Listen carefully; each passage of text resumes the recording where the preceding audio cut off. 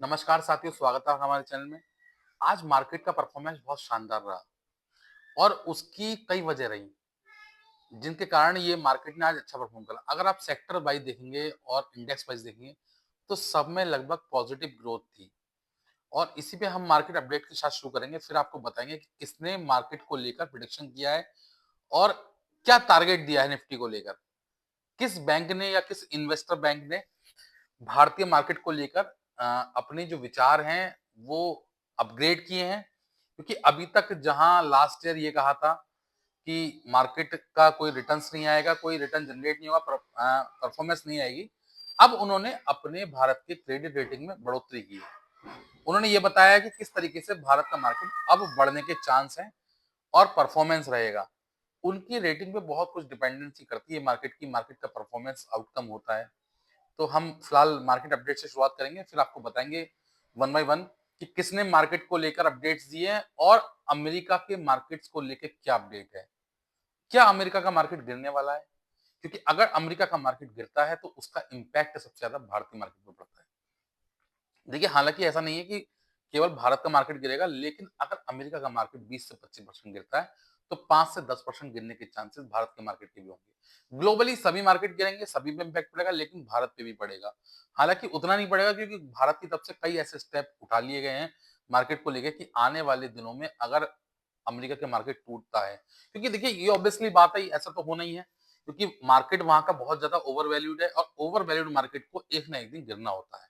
क्योंकि आप ये देखेंगे ना कि भारत का मार्केट जो गिरा था वो भी ओवर वैल्यूड की वजह से गिरा था। बहुत ज्यादा ओवर वैल्यूड भारत का मार्केट हो गया था कोविड के बाद से। उसके बाद आपने देखा कि मार्केट में एक लगातार गिरावट का दौर आया और वो इसीलिए आया। ठीक है, तो मार्केट अपडेट का शुरू करते हैं और फिर एंड में आपको बताएंगे सारी बातें। इसलिए वीडियो में एंड तक जुड़े रहना। और वीडियो अगर पसंद आए, आपको अच्छी लगे, तो वीडियो को लाइक, शेयर और चैनल को सब्सक्राइब करना ना भूलना।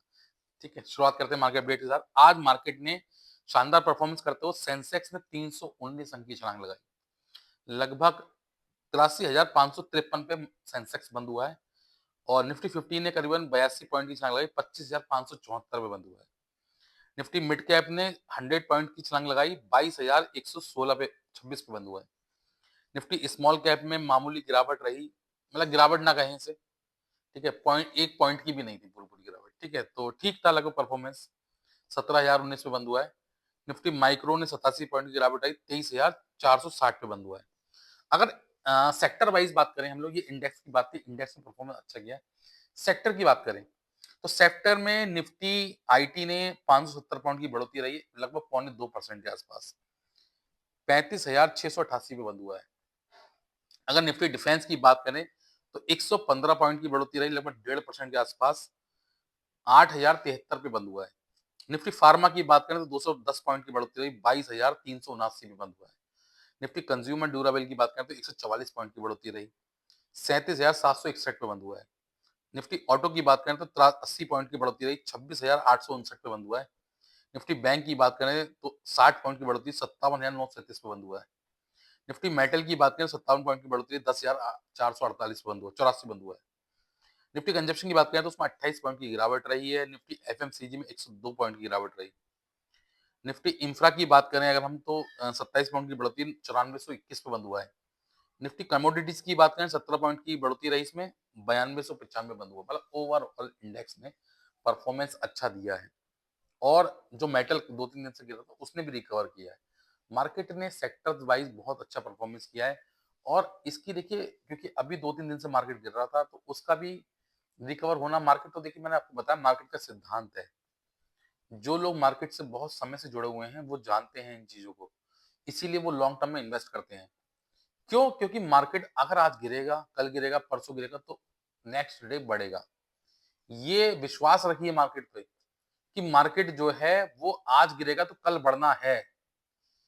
ऐसा होता नहीं होता है?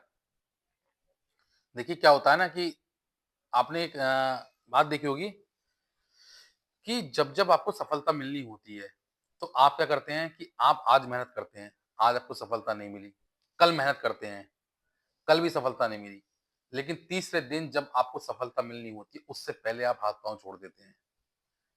और जो अगले दिन तक खड़े रहते हैं, वो गारंटीड सफलता मिलती है उनको। तो ये मान के चलें कि अगर मार्केट आज गिर रहा है तो उससे बिल्कुल भी पैनिक होने की ज़रूरत नहीं है, बिल्कुल भी घबराने की ज़रूरत नहीं है। टेंशन ना लें इसको, पेशेंस रखें। मार्केट में सारा खेल पेशेंस का है और जिसने पेशेंस रखा वो मार्केट से जीत जाएगा, मार्केट को हरा देगा। तो ये मान के चलें कि मार्केट के साथ चलना है, आपको मार्केट के साथ अपडेट रहना है। मार्केट नीचे जा रहा है, अपडेट करना है उसको, इन्वेस्ट करना है। देखिए बड़े-बड़े लोग क्या करते हैं अधिकतर, जब-जब मार्केट नीचे गिरता है तो मार्केट में इन्वेस्ट करते हैं।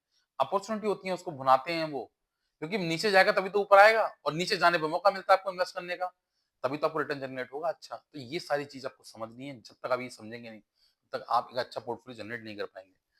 अब अगर आप ग्लोबली मार्केट देखेंगे तो ग्लोबली मार्केट ने भी बहुत बड़े परफ़ॉर्म किया है। किसी भी मार्केट ने कहीं भी ऐसा परफ़ॉर्म नहीं था कि आप कहें कि रेड है, ठीक है? डाउ जोन्स ने भी अच्छा परफ़ॉर्म किया है, एस-एंड-पी ने भी अच्छा परफ़ॉर्म किया है, नैस्डैक में मामूली सी गिरावट रही, रसेल 2000 ने भी अच्छी परफ़ॉर्म किया है। अगर इनके फ्यूचर्स की बात करें तो फ्यूचर ने भी बहुत शानदार परफ़ॉर्म किया है। तो फ्यूचर तो इंडिकेट होते हैं इन चीज़ों का कि कल मार्केट क्या होने वाला है।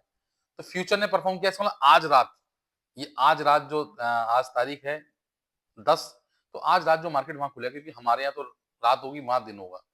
तो आज जो मार्केट वहाँ खुलेगा तो अच्छा परफ़ॉर्म करेगा क्योंकि उनके फ्यूचर ने ये इंडिकेशन दिया है। डाउ जोन्स का जो फ्यूचर है वो 196 पॉइंट की बढ़ोतरी रही है। एस-एंड-पी का जो फ्यूचर है वो 63 पॉइंट की बढ़ोतरी रही है। नेस्डैक का जो फ्यूचर है उसमें 375 पॉइंट मतलब 1.5% के आसपास। तो फ्यूचर ने पॉजिटिव रिस्पॉन्स दिया है तो इसका मतलब कहीं न कहीं आज भी मार्केट उनका पॉजिटिव रहेगा। ये पॉजिटिव का इंडिकेशन जो है तो बहुत शानदार होता है, इससे बड़ी दिल को तसल्ली मिलती है। तो बाकी ग्लोबली मार्केट देखें तो जापानीज़ मार्केट बहुत अच्छा परफ़ॉर्म, फ्रांस के मार्केट ने, चाइना के मार्केट ने, हांगकांग के मार्केट ने, एशियन मार्केट मतलब ओवरऑल सारा मार्केट अच्छा परफ़ॉर्म करा है। बहुत बढ़िया इन्होंने वो करा है। अब देखिए सबसे बड़ी बात जो मैं आपको बता रहा था कि किसने इंडिया की क्रेडिट रेटिंग बढ़ाई है, किसने ग्रोथ दी है कि अब मार्केट में ग्रोथ रही। गोल्डमैन सैक्स ने upgrades India to overweight sees Nifty in 29,000 by 2026। उन्होंने कहा है मतलब कि 2026 तक ये 29,000 क्रॉस कर जाएगी, छू लेगी इसको।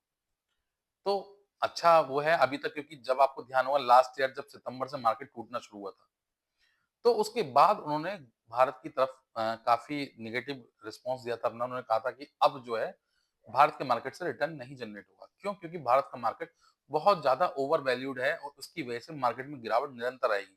और ऐसा हुआ भी आपने देखा कि मार्केट की तरफ से बहुत ज़्यादा गिरावट का दौर रहा, लगातार 1 साल तक यही स्थिति बनी रही। लगभग लास्ट ईयर सितंबर से शुरुआत हुई थी और इस साल तक लगभग अगर आप मान के चलें तो अगस्त तक यही मामला रहा पूरा। मार्केट में यही गिरावट का दौर रहा, किसी भी तरीके का रिटर्न जनरेट नहीं हो पाया। अगर मार्केट 1% बढ़ता तो अगले दिन 2% गिर जाता था। इस तरीके से मार्केट रहा। आज भी आप देखें तो बहुत सारे पोर्टफोलियो मेरे स्टॉक ऐसे हैं जो अभी भी रिकवर नहीं कर पाए हैं। तो ये दौर जो था वो अब गुज़र रहा है, अब धीरे-धीरे मार्केट रिकवर कर रहा है। जिस तरीके से मार्केट गिरता है, उसी तरीके से मार्केट रिकवर भी करता है। ये लोगों ने देखा होगा कि कोविड के दौर पे जिस तरीके से मार्केट पूरे-पूरे कोलैप्स हो गए थे, उसके बाद 3 साल में मार्केट ने उससे कहीं गुना ज़्यादा रिटर्न दिया है मार्केट ने। और भारतीय मार्केट तो स्टॉक इतने ओवर वैल्यूड हो गए थे कि जिनकी मतलब आप देखिए कि फेस वैल्यू ही ₹1 है, वो 2 हो गई। है ना? मतलब ये मैं आपको एग्ज़ाम्पल दे रहा हूँ कि मान लीजिए किसी भी स्टॉक का एक जो रियल स्ट्राइक प्राइस है उसका, मान लीजिए किसी का ₹2 मान लीजिए किसी के ₹100 2 की बात पेनी होते हैं, ठीक है? एक नॉर्मल स्टॉक की बात करें, जिस स्टॉक का मेजर प्राइस जो है वो ₹100 है, वो परफॉर्म कर रहा है ₹200 तो ओवर वैल्यूड नहीं भाई तो क्या है? क्योंकि एकदम किसी स्टॉक में 50% का ग्रोथ आया ना, ये अनएक्सपेक्टेबल है और ये कहीं से भी मतलब लीगली नहीं है मेरी नज़र में, मतलब सही नहीं है क्योंकि बताऊँ देखो क्या होता है, इतनी तेज़ी से बढ़ जाना फिर उतनी ही तेज़ी से घट जाना, इसमें इन्वेस्टर का सबसे ज़्यादा नुकसान होता है। नुकसान कैसे होता है देखिए अब समझिए, किसी भी स्टॉक में जब इस तरीके की तेज़ी आती है, तो लोग आँखें मीच के उसके बारे में बात करते हैं, उस पे इन्वेस्ट करते हैं और उसकी एक हाइप सी बन जाती है मार्केट में। होता नहीं होता है कई बार ऐसा होता है, बहुत सारे स्टॉक आपने देखा होगा कि जो हैं तो कुछ नहीं, लेकिन उनके बारे में एक मार्केट में हवा सी चल जाती है, हाइप बन जाती है। अरे भाई वो बहुत तेज़ी से भाग रहा है, उसपे इन्वेस्ट करो, ऐसा होने वाला है, ठीक है? तो उसमें क्या होता है बेचारे कई लोग नासमझ लोग जिनको मार्केट की नॉलेज नहीं है, वो इसमें फँस जाते हैं।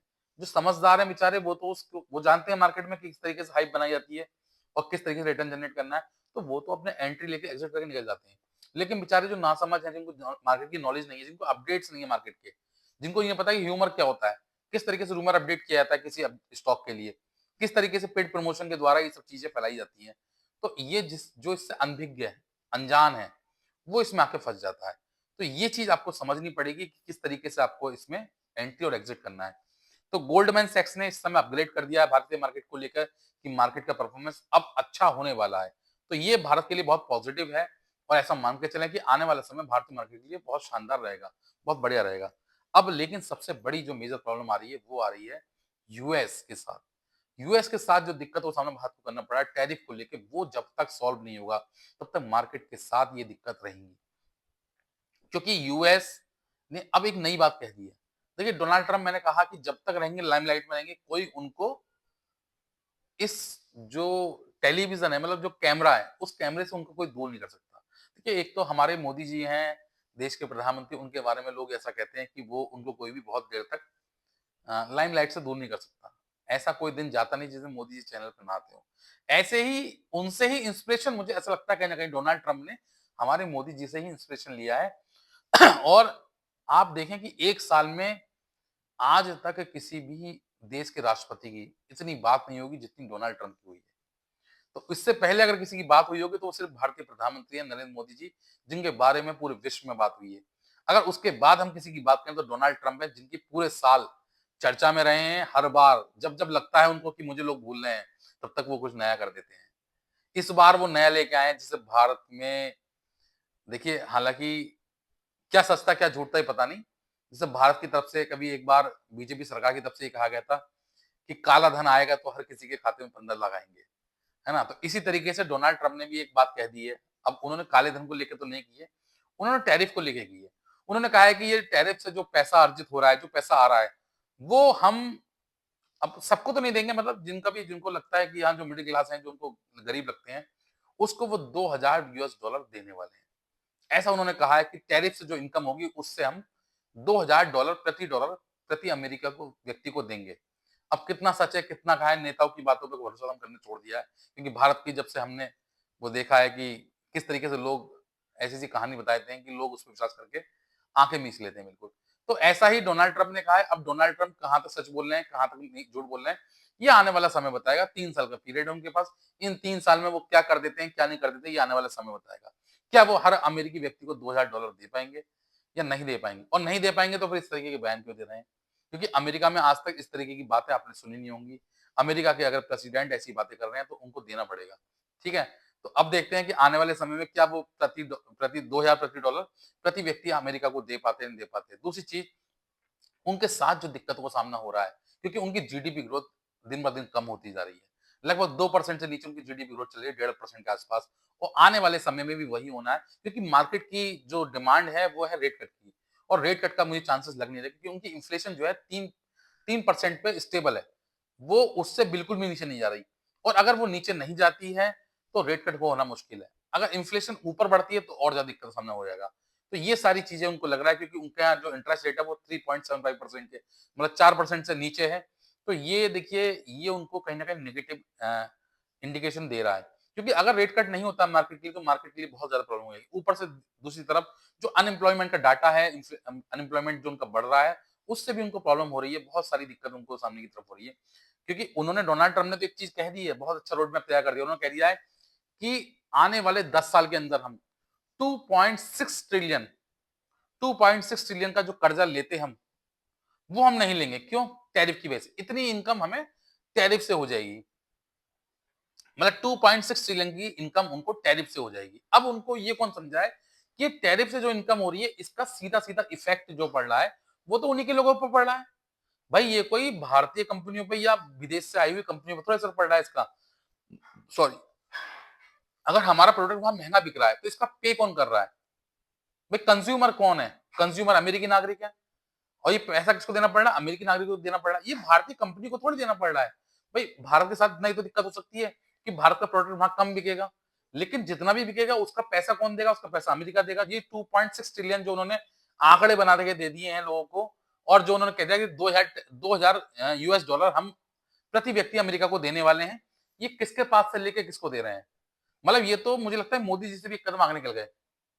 क्योंकि इन्होंने क्या कर दिया? इन्होंने कह दिया कि आपसे पहले हम पैसा लेंगे, फिर आपको ही हम वापसी दे देंगे और आपसे लेंगे ज़्यादा, लेकिन देंगे कम।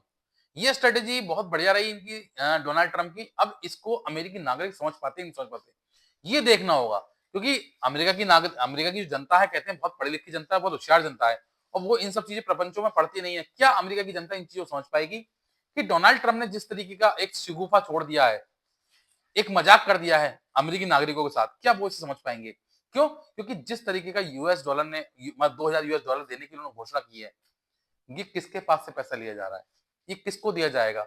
ये कहां से लिया जाएगा? क्या ये विदेशी कंपनियों से लिया जा रहा है? क्या ये भारतीय कंपनियों से, चाइनीज कंपनियों से, या यूके की कंपनियों से, या जर्मन, जापान, किसी दूसरी कंपनी से लिया जा रहा है? नहीं, ये आपके ही लोगों से लिया जा रहा है। ये आपसे लेके ही आपको दिया जाएगा। समझ गए ना बात मेरी? और ये बात अगर अमेरिकी लोग समझ गए, तो शायद मुझे लगता है कि डोनाल्ड ट्रंप का इसमें बहुत ज्यादा विरोध होने वाला है। डोनाल्ड ट्रंप भले ही बहुत अच्छी स्कीम ढूंढ के लाए, लेकिन मुझे लगता है इसमें कहीं ना कहीं उनको दिक्कत होगी। आने वाले समय में उनको ये प्रॉब्लम का क्रिएट होना है। तो देखते हैं फिलहाल कि कितने लोग वहां के समझ पाते हैं और कितने नहीं समझ पाते हैं। फिलहाल भारत के लिए तो ये अच्छा समय चल रहा है, और भारत के मार्केट को बहुत अच्छा अपडेट्स मिला है गोल्डमैन सैक्स की तरफ से। उनकी कंपनी जिस तरीके से अपडेट दिया है, जिस तरीके से इन्वेस्ट कंपनी ने उन्होंने अपडेट दिया कि मार्केट बढ़ना है, और निफ्टी की जिस तरीके से उन्होंने टारगेट अचीव किया है, उन्होंने मतलब अपग्रेड किया है, अचीव नहीं किया, सॉरी अपग्रेड किया है कि 29,000 निफ्टी छू सकती है। तो ये भारतीय मार्केट के लिए बहुत पॉजिटिव, क्योंकि इन इस तरीके की न्यूज जो होती हैं, जो आपके मार्केट को, आपके भारत को क्रेडिट रेटिंग में अपडेट्स देती हो, या और भी तरह के अपडेट्स देती हो, उससे क्या होता है, मार्केट के लिए पॉजिटिव रहता है। आपने देखा, इसीलिए मार्केट जो है आज अच्छा परफॉर्म करा है। तो फिलहाल के लिए तो इतना ही। आप बताना कि क्या लगता है आपको, मार्केट अच्छा परफॉर्म करेगा, नहीं करेगा, और जो लोग फंसे हुए हैं वो कब तक निकल पाएंगे इससे। तो फिलहाल के लिए तो इतना ही। अगर मेरी वीडियो पसंद आई हो, अच्छी लगी हो, तो वीडियो को लाइक करना, शेयर करना और चैनल को सब्सक्राइब करना ना भूलना। Thank you.